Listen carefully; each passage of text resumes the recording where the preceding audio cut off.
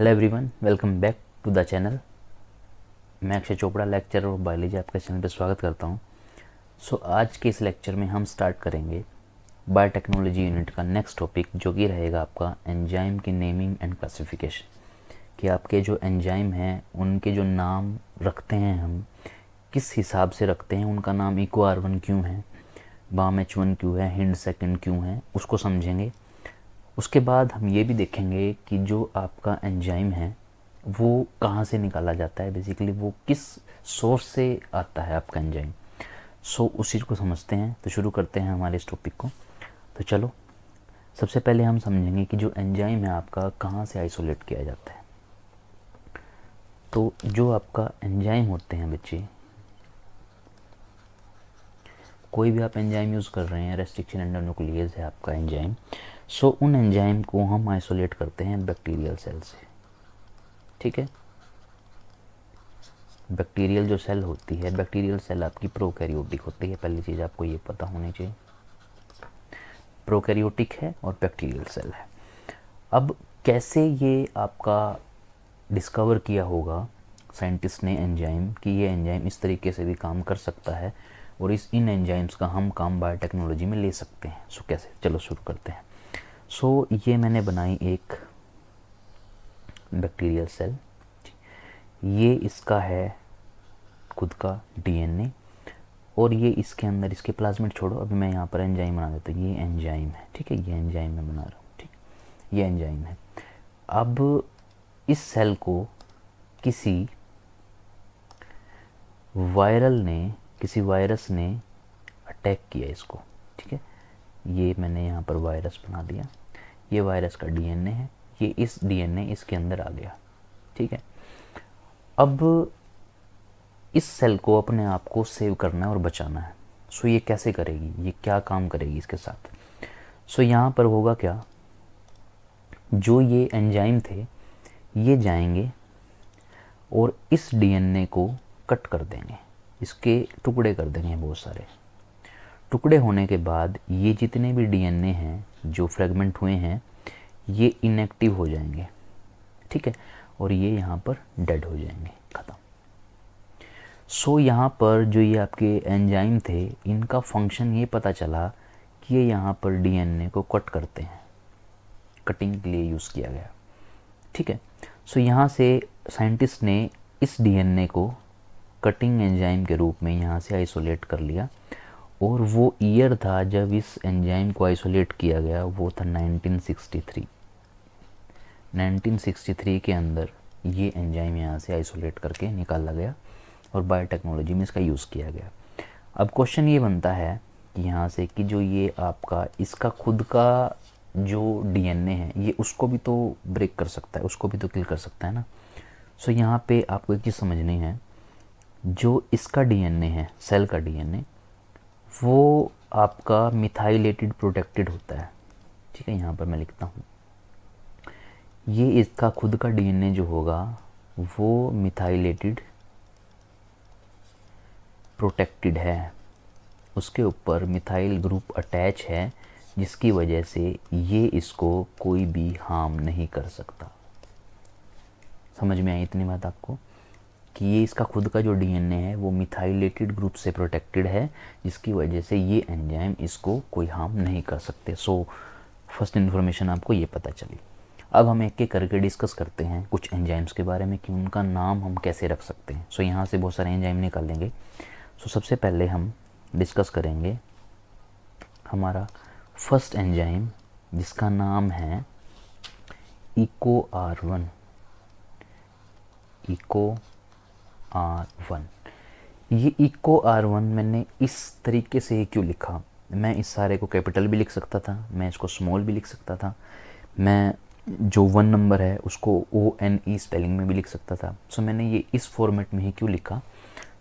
Enzyme को लिखने के कुछ रूल होते हैं बच्चे, तो उन रूल को आपको समझना पड़ेगा। वो रूल क्या कहते हैं।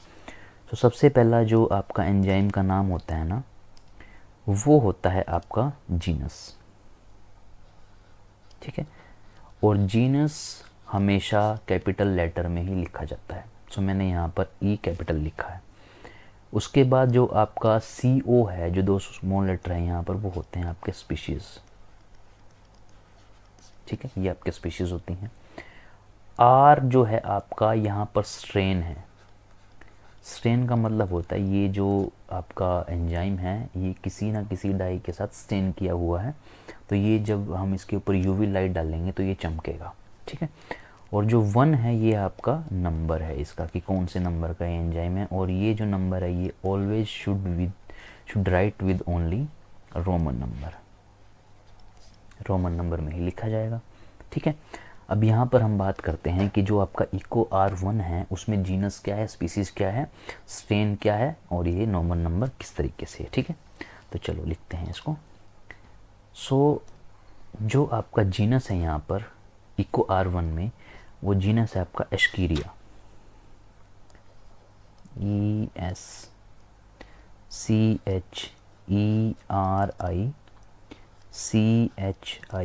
एस्कीरिया। स्पीशीज़ है आपका कोलाई, स्ट्रेन है आपका RY13 और नंबर है आपका first.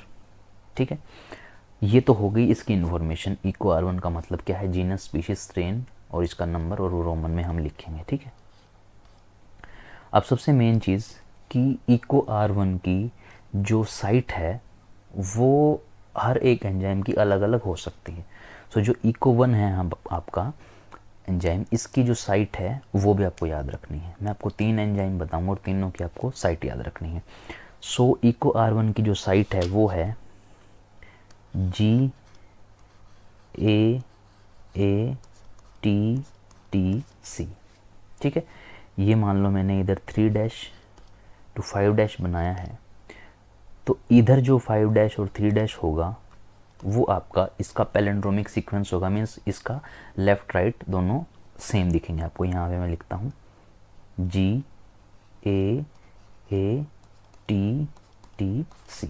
So this is a palindromic sequence, और ये आपकी जो साइट होती है ये आपके इको R1 एंजाइम की है।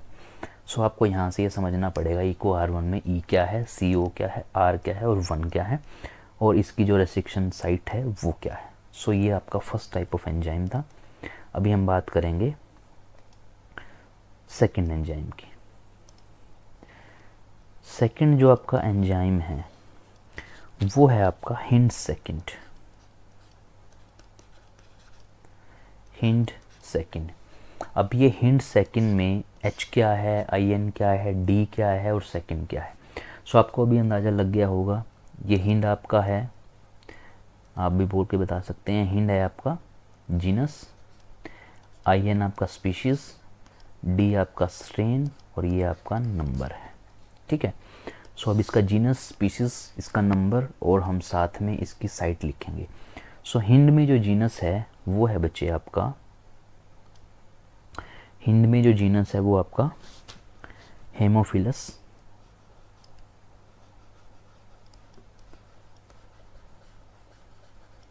हेमोफिलस, जो आपकी स्पीशीज़ है वो है इन्फ्लुएंजा। ठीक है, और D आपका स्ट्रेन है और नंबर आपका सेकंड है। ये आपका हिंड सेकंड एंजाइम है जो आपको याद रखना है। सेम अभी इसकी भी एक साइट होगी, उस साइट को भी हम देखते हैं। इसकी क्या साइट हो सकती है आपका हिंड सेकंड की। हिंड सेकंड की जो साइट है वो है आपकी AAGCTT। ये आपकी हिंड सेकंड की साइट है। मान लो ये 3 इधर है, 5 इधर है, तो 5 इधर और 3 इधर, तो इसका पैलिंड्रोमिक सीक्वेंस आपको बनाना है। तो ऐसे ही आप करेंगे AAGCTT,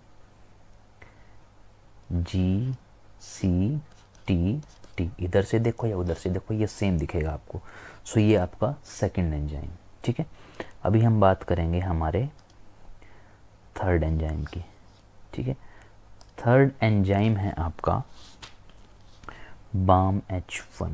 BAMH1, ठीक है, ये BAMH1 क्या है। बाम में जो आपका जीनस है वो है बच्चे यहाँ पर आपका बैसिलस। बैसिलस इज जीनस, ठीक है। ए एम यहाँ पर आपको स्पीशीज़ दिखाना है जो कि है आपको अमाइलो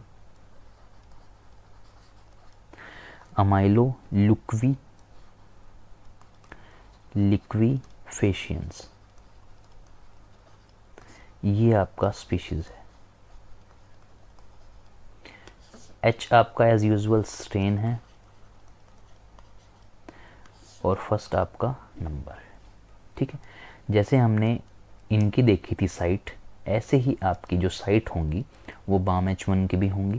तो साइट यहाँ पर मैं लिखता हूँ, बाम H1 की जो साइट है वो है यहाँ पर G A T C, ये 3 डैश है इधर, तो ये 5 डैश है, इधर 5 डैश होगा तो इधर 3 डैश, तो वही होगा आपका G A T C and C। सो ये इसकी रेस्ट्रिक्शन साइट हो जाएगी, किसकी, बाम H1 की। सो ये 3 तरीके के आपको एंजाइम याद रखने हैं। अभी मैं आपको इन तीनों की जो साइट है वो बता देता हूँ आपको कैसे याद रखनी है।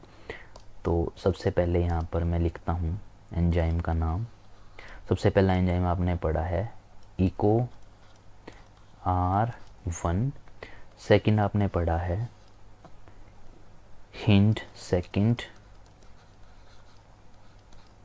एंड थर्ड एंजाइम आपने पढ़ा है बाम H1, ठीक है। अभी हम इनकी साइट लिखेंगे कि इनकी सबकी रेस्ट्रिक्शन साइट क्या क्या हो सकती है। सो सबसे पहले जो आपका इको R1 है उसकी जो रेस्ट्रिक्शन साइट है वो है यहाँ पर G A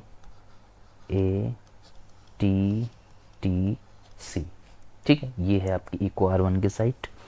फिर आपका है हिंड सेकंड की जो रेस्ट्रिक्शन साइट है वो आपका है A G C T and T, ठीक है। फिर आपका है बाम H1 की जो रेस्ट्रिक्शन साइट है वो है G A T C and C। सो ये तीनों साइट आपको याद रखनी है। यहाँ से नीट में जो क्वेश्चन है वो आपका आएगा फॉर 2025, एक क्वेश्चन पक्का है बच्चे यहाँ से। सो ये नेमिंग थी, इस तरीके से क्लासिफाई करते हैं और इस तरीके से नाम लिखते हैं किसी भी एंजाइम का। सो आपको समझ में आया होगा ये लेक्चर। कोई भी डाउट है तो आप कमेंट सेक्शन में अपना डाउट लिखें, मैं उसको क्लियर करूँगा। फिलहाल इस लेक्चर में इतना ही, मिलते हैं नेक्स्ट लेक्चर में। Thank you so much.